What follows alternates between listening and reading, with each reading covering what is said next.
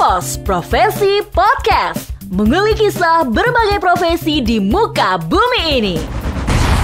Assalamualaikum warahmatullahi wabarakatuh, sahabat Propos. Senang sekali kembali berjumpa dengan saya Dwi Kartika di Propos Profesi Podcast. Dan saat ini saya berada di ruang kerja Bupati Jeneponto. Dan tentunya kalau berada di ruang kerja Bupati Jeneponto, saya bersama dengan Bapak Junaidi Bakri, yang juga merupakan pejabat Bupati Kabupaten Jeneponto. Assalamualaikum Pak Junaidi. Waalaikumsalam warahmatullahi wabarakatuh. Senang sekali kita berjumpa dengan Pak Junaidi di hari ini, dan kita mau tahu nih kira-kira sebagai Bupati Jeneponto apa saja sih tugas dan tanggung jawabnya. Nah, kalau boleh tahu nih Pak Junaidi sudah berapa lama nih menjabat sebagai pejabat bupati, Pak? Iya, jadi saya sampai dengan bulan Juni ini memasuki bulan ke-6. Melaksanakan amanah selaku penjabat bupati.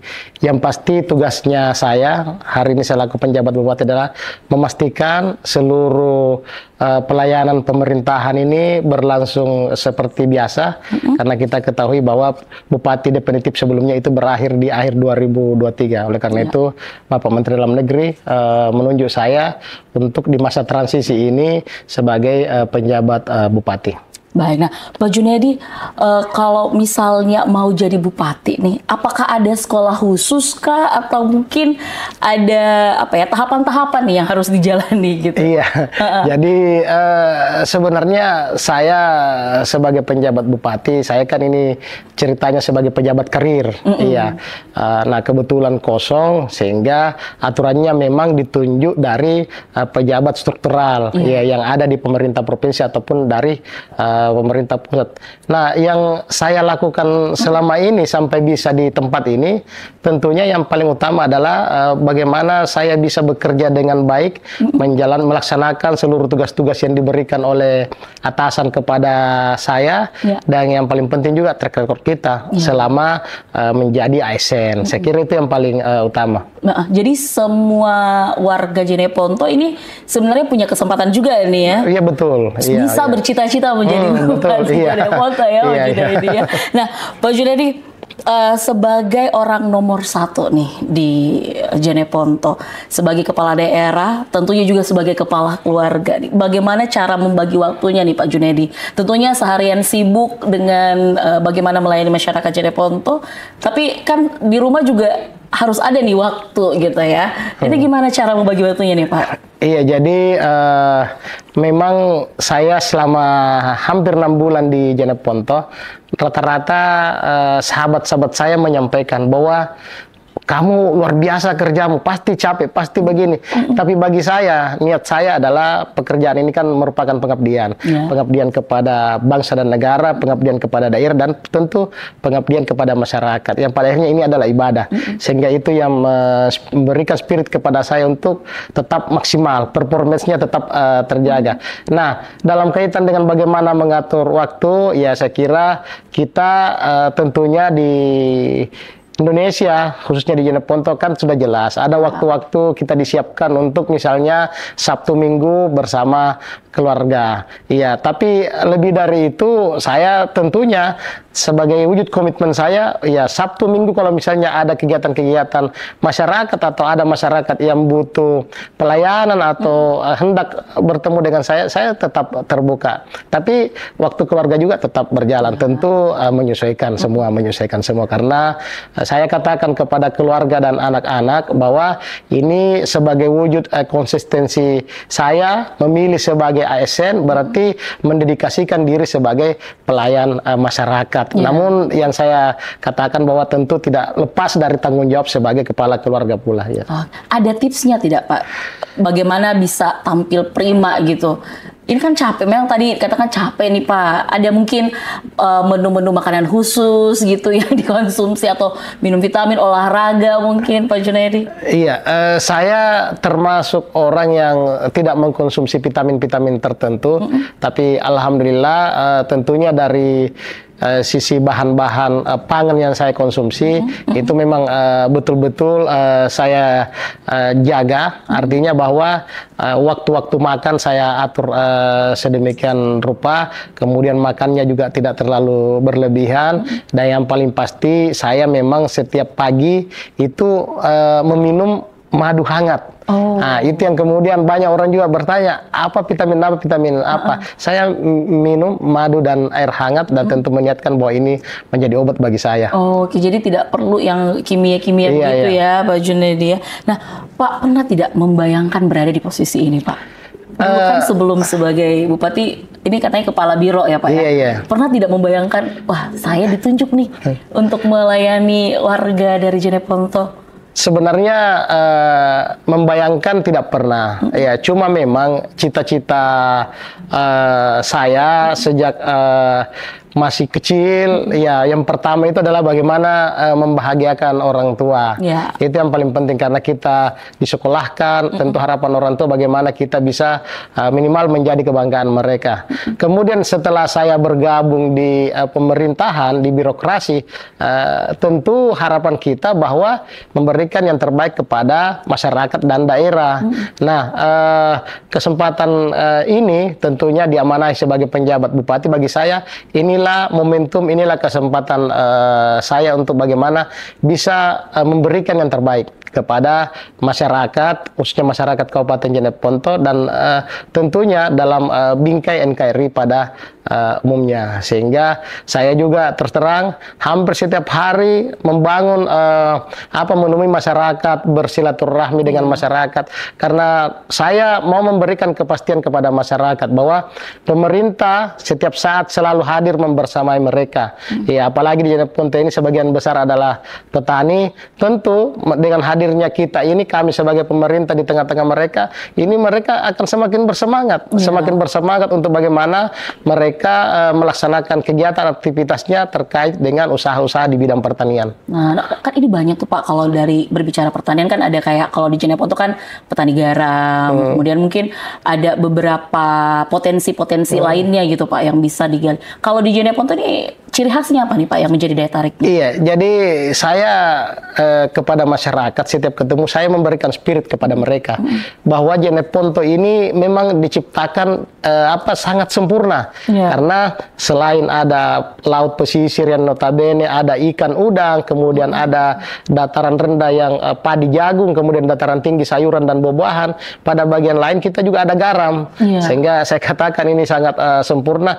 Nah, apa yang menjadi ikonik Jeneponto hari ini, ya kami di Jeneponto kan sebagian besar memang kalau misalnya kegiatan-kegiatan hajatan itu mereka mengkonsumsi daging lokal, namanya daging kuda.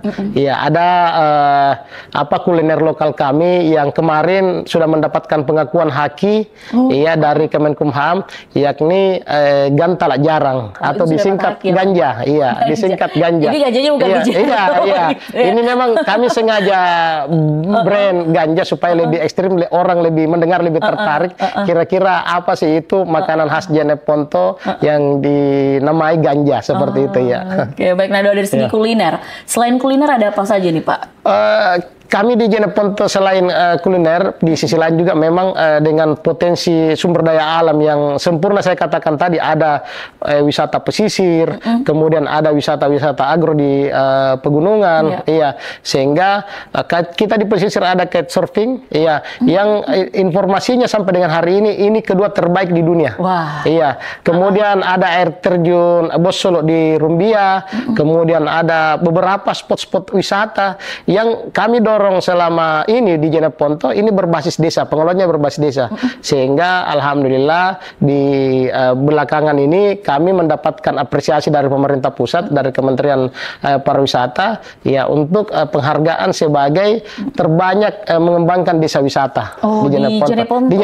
Di Jeneponto ada berapa desa nih Pak? Di Jeneponto kami ada 83 desa dan hampir di setiap spot-spot kecamatan itu ada pengembangan desa wisata. Jadi bisa dikatakan hampir 80 60 desa wisata juga ya? Enggak juga, cuma masing-masing desa kita dorong seperti itu. Iya. Lagi diusahakan Iya, gitu iya, untuk iya. memenuhi. Tapi sudah ada 11 desa yang mendapatkan penghargaan dan pengakuan dari Kementerian Pariwisata. Oke, karena kan biasanya kalau kita mau berkunjung di Sulawesi Selatan kan kayak ke Bulukumba atau ke Selayar kan lewat Jeneponto itu kan panjang. Nah itu kan pasti di jalur yang panjang itu kan ada nih tempat-tempat persinggahan yang bisa kita kunjungi gitu ya Pak Junaidi. Ada tidak rekomendasi tempat, mungkin tempat kuliner atau tempat beristirahat, rest area gitu Pak di Jeneponto nih? Jadi kan gini, Jeneponto ini kalau dari Makassar kan tidak bisa kita pungkiri sebagai epicentrum ekonomi Sulawesi Selatan. Benar. Nah, kami di Jeneponto ini jaraknya 61 km. Ya. Kemudian waktu tempuhnya itu 1,5 jam sampai 2 jam. Memang kita sebagai manusia normatifnya kan capek di waktu-waktu itu. Benar. Sehingga Jeneponto ini sangat strategis sebagai daerah transit. Bahkan mimpi kita ke depan bukan lagi daerah transit, tapi wisatawan domestik di Makassar, wisatawan mancanegara yang ada di Makassar, yang selama ini mungkin ke Malino atau ke pulau-pulau yang ada di Makassar, ini bisa ke Jeneponto. Kami Jeneponto juga ada pulau, namanya Pulau Libukang. Ya ini juga potensi untuk pengembangan pariwisata. Ya, kami sementara asesmen untuk kira-kira apa yang kami bisa tempatkan di sana. Kemudian kalau misalnya kota daerah bunga, daerah buah-buahan itu di atas ada di Rumbia. Jadi saya katakan sangat paripurna. Kalau kulinernya di sepanjang jalan di lintas selatan Sulawesi Selatan ini ya beragam kuliner. Ya beragam kuliner. Ada yang khas bahan dasar daging kuda, ada juga yang umum misalnya penjual bakso dan lain-lain sebagainya. Tapi tentunya saya katakan bahwa ini pemerintah terus mengidentifikasi, mensupport kepada seluruh masyarakat untuk bagaimana kita masifkan pembangunan pariwisata Jeneponto supaya betul-betul hari ini mungkin Jeneponto jadi daerah transit, ke depan Jeneponto menjadi daerah tujuan wisata yang ada di selatan Sulawesi Selatan. Nah, ini kan dengan beragam potensi paripurna yang dimiliki Jeneponto, program-program tahunan nih Pak yang bisa menjadi daya tarik baik itu domestik ataupun asing yang diadakan di Jeneponto apa saja tuh Pak? Jadi yang paling penting kan city brandingnya dulu. Jadi kami mencoba membranding daerah ini sebagai lokomotif perekonomian di selatan Sulawesi Selatan. Iya, daerah dengan ikonik kuda. Iya, kemudian bagaimana bisa menarik melalui tentu wisatawan datang ke Jeneponto. Tentu kami secara rutin juga setiap tahun ada event, misalnya event hari jadi. Kemarin hari jadi itu seminggu sebelum dan seminggu setelah. Iya, jadi kurang lebih 2 minggu pelaksanaan event hari jadi. Kemudian yang lain ya kami ada resort di Gunung Pandan sana. Iya. Kemudian yang pasti ya saya tentu menghimbau kepada seluruh wisatawan yang hendak berkunjung untuk atau melintasi Trans Selatan Sulawesi Selatan ini untuk bisa mampir di Kabupaten Jeneponto. Bisa melihat langsung. Kami ada baling-baling ya tentu bisa menjadi ciri khas tersendiri bagi daerah kami, bisa mampir, mungkin ada spot-spot foto di sana. Saya kira ini yang luar biasa. Iya. Nah ini kan kalau ke Jeneponto jangan hanya lewat gitu ya, kalau bisa singgah di beberapa tempat-tempat yang sudah ada nih, apalagi sudah banyak desa wisatanya, kemudian potensi daerah di setiap daerah juga ada nih. Nah Pak, kalau boleh tahu nih kan sekarang sudah alhamdulillah menjabat sebagai bupati dan ini menjadi cita-citanya juga tuh dulu. Walaupun tidak langsung bilang bupati ya, tapi melayani masyarakat gitu ya. Kalau tidak menjadi bupati atau melayani masyarakat, Pak Junaidi kira-kira punya cita-cita apa tuh Pak? Mau jadi apa? Di beberapa kesempatan saya selalu sampaikan bahwa cita-cita besar saya adalah menjadi guru. Iya, menjadi guru karena saya melihat guru ini kan tentu bisa memberikan transfer pengetahuan, transfer ilmu kepada siapa saja yang kemudian kalau ini dimanfaatkan dengan baik, yakinlah bahwa kita juga yang memberikan ilmu itu akan dapat pahalanya.